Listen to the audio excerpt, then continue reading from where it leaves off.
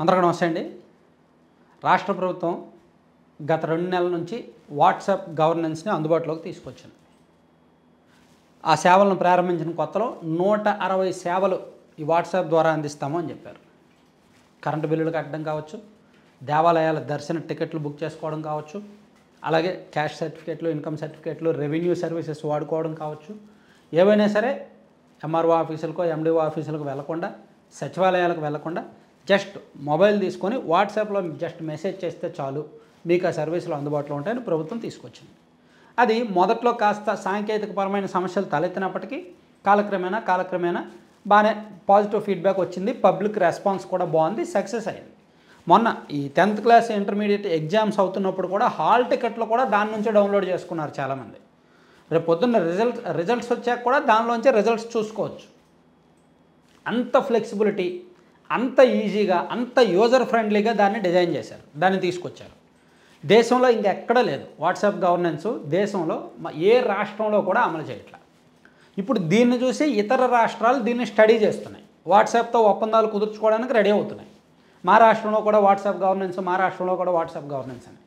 ఈలోగా ప్రభుత్వం WhatsApp governance 2.0 అంటే దాన్ని ఇంకొంచెం అప్డేట్ చేసి, ఇంకా ప్రజలకు చేరువయ్యేలా చేసి కొత్త సేవలను తీసుకొచ్చే ప్రయత్నం చేస్తోందన్నమాట. 300 రకాల సేవలు అంటే ఎక్కువగా డైలీ ఎక్కువ మంది ప్రజలు వాడుకునేది అయితే ఒక 50 రకాల సేవలు వాడుకుంటారండి. ప్రతి నెల ఇన్ టైంకి కరెంట్ బిల్లు కట్టడం, ఎక్కడికైనా ఆర్టీసీ బస్సులో హైదరాబాద్ ఎక్కడికి వెళ్ళాలంటే టికెట్లు బుక్ చేసుకోవడం, లేదు ఏదైనా టెంపుల్కి వెళ్ళాలంటే ఆ టెంపుల్కి సంబంధించి దర్శనం ముందుగానే బుక్ చేసుకొని వెళ్ళడం, లేదా ఈ క్యాష్ టు ఇన్కమ్ రెవెన్యూ దీనికి సంబంధించిన సర్టిఫికేట్లు వాడుకోవడం, లేదా సర్వే నెంబర్లు దానికి సంబంధించిన పాస్బుక్లు, ఆన్లైన్ అడంగల్స్, ఇట్లాంటి రెవెన్యూ సర్వీసెస్ వాడుకోవడం, ఇలాంటివి ఎక్కువగా వాడే ఉంటాయి.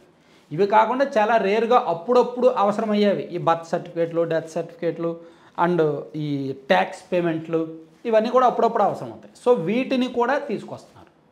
సో ఈ వాట్సాప్ గవర్నెన్స్ పట్ల ప్రజల్లో కూడా ఈ వాడుతున్న వాళ్ళలో, దాన్ని వినియోగించుకుంటున్న వాళ్ళలో 90% అబోవ్ పాజిటివ్ ఉంది. ప్రతి నెల సగటున 5 లక్షల మందికి పైగా దీన్ని వాడుకుంటున్నారు, ఈ సేవలను వాడుకుంటున్నారు. సో పబ్లిక్లో రెస్పాన్స్ బాగుండటం ప్లస్ సర్వీసులు కూడా ఎక్కడ కూడా టెక్నికల్ ఫెయిల్యూర్స్ లేకపోవడం, దీన్ని ఇంకొంచెం ఎక్స్పెండ్ చేస్తే ఎలా ఉంటుంది అనేది ప్రభుత్వం ఆలోచించి నిన్న మంత్రి నారా లోకేష్ గారు శాసనసభలో ప్రకటించారు.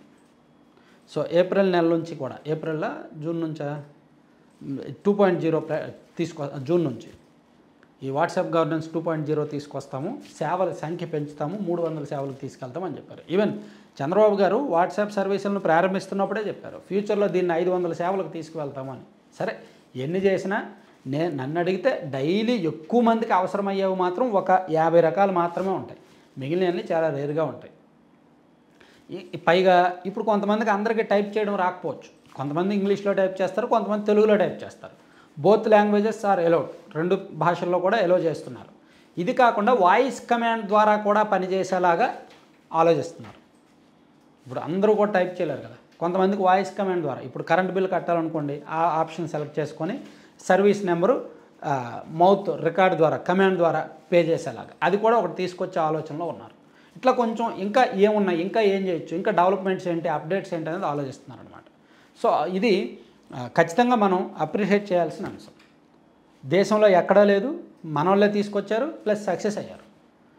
అంతకుముందుతో పోలిస్తే జగన్మోహన్ రెడ్డి గారు తీసుకొచ్చింది బాగానే ఉంది. అంతకుముందు ఏంటి, ఏదైనా సర్టిఫికేట్ కావాలంటే ఎంఆర్ఓ ఆఫీస్కో ఎండిఓ ఆఫీస్కో వెళ్ళాలి, లేదా మీ సేవకి వెళ్ళాలి.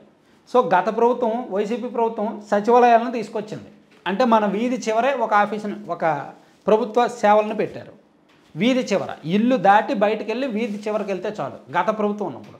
ఇప్పుడు ఇల్లు దాటి బయటకు వెళ్ళక్కర్లేదు, వీధి చివరికి వెళ్ళక్కర్లేదు, ఇంట్లో కూర్చుంటే చాలు, ఏం కావాలంటే వచ్చేస్తాయి. సో ఆయన చేసిందే కొంత బాగానే ఉందంటే వీళ్ళు ఇంకా కొంచెం అప్డేట్ అయ్యారనమాట. సో 5 ఏళ్ల తర్వాత, అంటే ఎన్నికలు వచ్చేసాం 2029 నాటికి, ఇది పూర్తిగా కంప్లీట్గా ప్రజల దైనందిన జీవితంలో భాగమైపోద్ది వాట్సాప్ గవర్నెన్స్ అనేది. ప్రతిదీ కూడా దీనిలోనే ఉంటుంది.